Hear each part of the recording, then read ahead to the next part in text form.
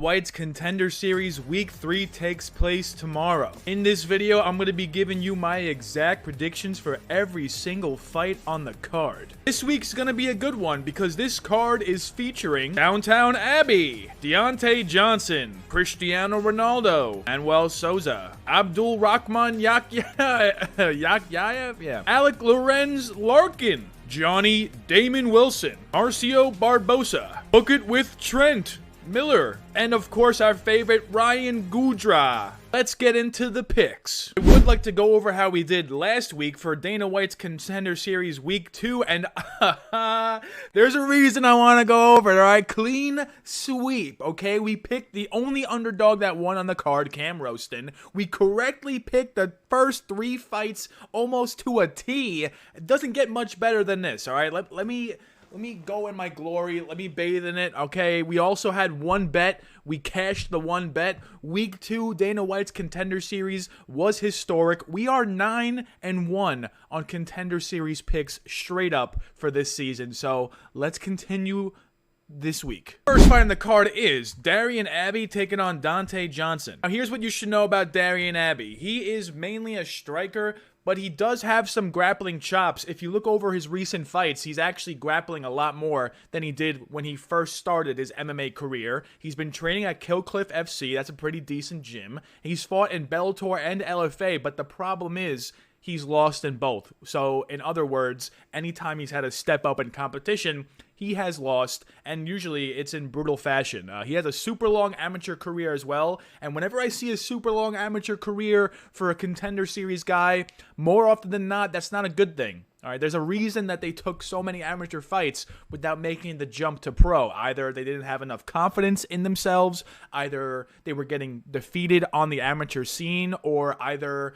they weren't having dominant wins on the amateur scene. It's never a good thing to have a long amateur career, at least in my opinion, from my short time handicapping Contender Series. He also has extreme chin issues. Even in his win against Patrick Martin, which he won by late sub, he nearly got knocked out multiple times in that fight. And then he also fought Mark Courier, who was basically a layup fight for any up-and-coming prospect. He's like 3-7 overall, and he won by laying on him for 5 rounds. He didn't try to go for a sub. He didn't attack a KO. Not something I like to see. Mark Courier is someone you should be finishing, not going to a 5-round grapple decision with. As for my guy, Donte Johnson, he's got 5 wins, 5 KOs, all in the first round. Pretty crazy stuff. His most recent fight was Fury FC. That was really his only step up in competition he's had, and he won by round 1 KO. There is a big problem, though, with Donte Johnson. He's a pretty big favorite, okay?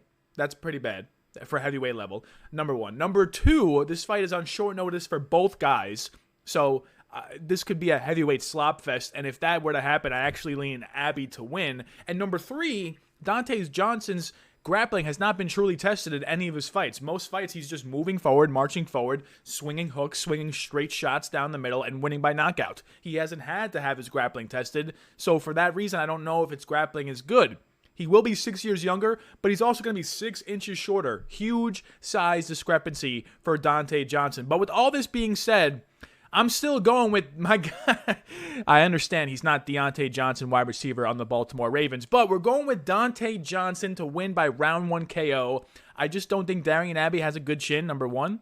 And number 2, I think Donte Johnson would be the way better prospect in the UFC for them to sign than a guy like Darion Abbey, who's 7-4, hasn't really looked good on the regional scene. So as long as Donte Johnson does not get grappled and lose a decision, he should win by round 1 KO. Next fight on the card is Cristian Perez taking on Manoel Sousa. Here's what you should know about Cristian Perez. He can basically win the fight by any means. He's got KOs, he's got submissions, he's got decision wins. He's a super flashy striker. He also dives for Imanari rolls. Like, this guy's first 10 seconds of every round is different every single fight. He's throwing a jumping knee. He's throwing a flying leg kick. He's diving for your leg with an Imanari roll. This guy, a lot of different things can happen in this fight. He's also mainly fought at Combat Global. That's a pretty decent regional promotion. He trains at the Goat Shed with Jillian Robertson. That's a pretty good gym. My main concern is a couple. He has not fought MMA in 18 months. His most recent fight was Karate Combat. He lost by a decision.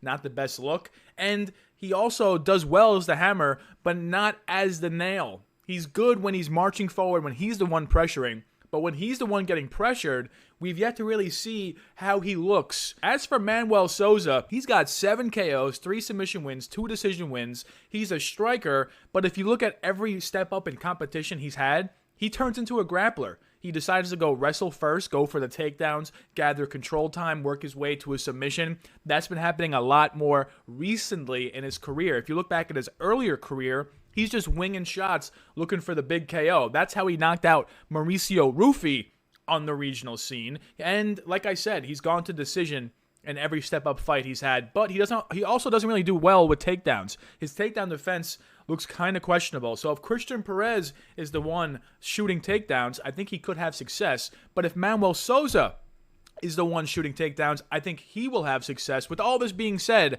at the end of the day, this is a fight between 2 high-level prospects, 13-1, 12-1, Mexican versus Brazilian.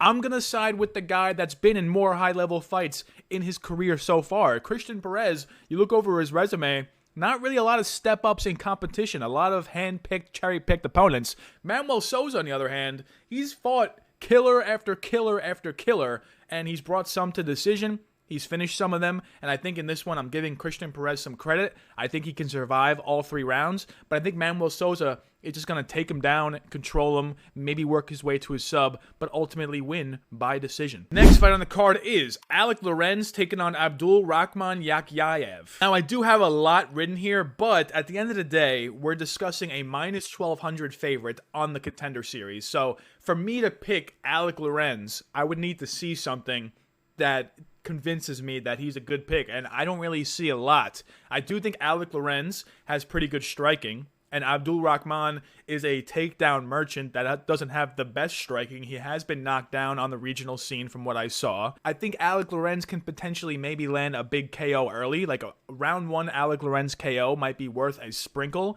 But outside of that, Abdulrakhman should get takedowns. He's got 3 straight wins versus guys with solid records, fight after fight after fight. He's not getting cherry-picked opponents. He's actually fighting pretty good guys. So for all those reasons, I'm going to go with Abdulrakhman Yakhyaev to win by sub. 3 of his wins are by sub. I'm pretty sure his most recent wins are all by sub as well. He is the Aries FC light heavyweight champ. He should win this fight. He should finish the fight. And if he were to finish it, it would be on the ground. So I'm taking Abdulrakhman Yakhyaev by sub. Also to note for Alik Lorenz, he's got good striking, all right? And his takedown defense hasn't been tested. So maybe he, defends the takedown surprisingly and is the better striker on the feet, which I think he is. And, Lorenz is not completely out of the equation to win this fight, but I gotta side with the humongous favorite that has a clear path to win by submission. Next fight on the card is Marcio Barbosa taking on Damon Wilson. Now in this one, Marcio Barbosa, he's got 13 KOs, 2 submission wins, 1 decision win. Both of his losses, though, are by KO. One of them was to Gabriel Santos. That was on the LFA scene. He went 3-0 in LFA after losing to Gabriel Santos. And if you watch back that Gabriel Santos fight, he had Santos finished in round 1. He knocked him down multiple times. He just could not secure the finish. And 5 seconds into round 2, Santos lands a head kick that completely knocks out Marcio Barbosa. So, with that being said, I think Barbosa does very well as the hammer. This is a prime example of very well as the hammer, but poor as the nail. Whenever he's the one getting pressured, he has lost both times. Both of his losses are when the guy is actually good and can actually fight back. Almost all 16 of his wins are against guys that just don't fight back. All right, he has 2 guillotines, so that's interesting. His 2 submissions are both guillotines, and Damon Wilson does have a tendency to shoot lazy takedowns, so I guess Barbosa by sub is a sneaky prop that you could pick. But let's go to Damon Wilson. He's got 6 KOs, 3 submission wins. He's got a KO loss. He has a decision loss. He's a powerful striker. Like I said, he mixes in wrestling. He trains at Alliance MMA. It's a pretty good, reputable gym. He went 8-2 on the Cage Warriors. Cage Warriors, pretty reputable promotion. He's got crispy striking. He throws a lot of knees. And he's only being picked by 6% of people on Tapology. I don't know why. Marcio Barbosa, if he's not getting the round 1 KO in this fight, I think he's going to lose. He has no decision upside. He has no takedowns or grappling that he goes to. He is Brazilian, but I think Damon Wilson will be the better grappler wrestler in this fight.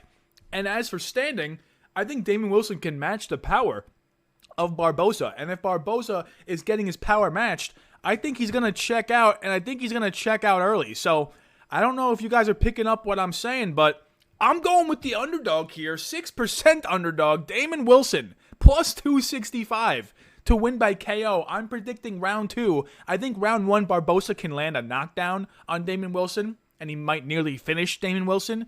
But if round 2 starts, Damon Wilson is either going to win by decision, because Barbosa's cardio is going to fall off a cliff, or Damon Wilson is going to land a knockout on Barbosa early in round 2.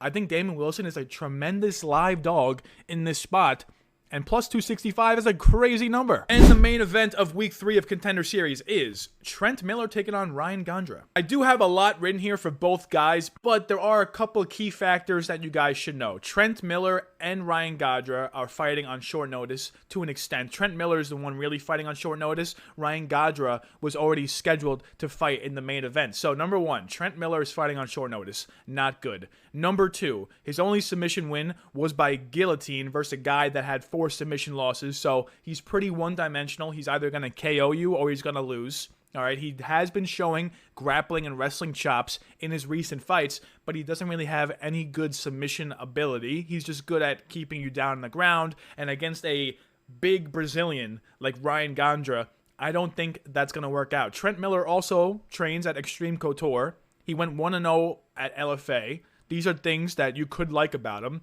but if you look at his last fight, it should have went to decision. All right, he had a weird TKO stoppage in round 3.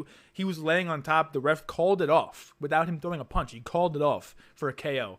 So very strange resume for Trent Miller. As for Ryan Gandra, he went 2-0 in LFA. Both of his wins in LFA are by knockout. He recently had a child announced, so he has new motivation. This is Ryan Gandra, the father. Okay, Ryan Gandra, the father, reckless striker, constantly throwing hooks. He can mix in takedowns. I think he's going to fight a little smarter in this matchup. He knows he needs to win. In his first matchup that he had, the guy that he was scheduled to fight was actually the big favorite over Ryan Gandra. And now Ryan Gandra is the big favorite over this guy. So I don't know if that means Trent Miller is just that bad, or if Ryan Gandra is a questionable prospect. But regardless, I think Ryan Gandra can mix in the takedowns. I think he's going to have way bigger power when he strikes. And for those reasons, I'm taking Ryan Gandra by decision. I think he knows that he needs to win this fight by any means necessary. He cannot afford to stand and strike with Trent Miller. He cannot afford to get taken down by Trent Miller. So I think he's going to initiate the clinch. I think this is going to actually be a pretty boring main event. It might be entertaining for the first minute or 2 minutes because both guys like to start by just throwing big shots. But I think Ryan Gandra, better decision winner, better minute winner. I think Ryan Gandra wins by decision. And my final predictions for Season 9, Week 3. We got Ryan Gandra by decision in the main event. We're taking a shot on the underdog, Damon Wilson, to win by round 2 KO against Marcio Barbosa. We're going with Yakhyaev sub round 1. We're going with Manoel Sousa to win by decision against Cristian Perez. And we're going with Donte Johnson round 1 KO. This is a very tricky week to make picks because it seems like every favorite should win, except maybe Darion Abbey. He does have a chance to beat Donte Johnson. And then maybe Lorenz can land some type of KO on Yakhyaev. And maybe Cristian Perez can even pull off the upset against Sousa. I'm picking like the least likely underdog to win, Damon Wilson. So I don't know how this week's going to do with picks, guys. I put a lot of research and effort in, but at the end of the day, these are all prospects, and you can't determine IQ based on regional scene. They need to fight in the UFC to determine their IQ. So I will be having a bet on Damon Wilson. Outside of that, maybe I'll play some over-unders, maybe some props, but you guys will know on Twitter when I post those, so stay tuned for that.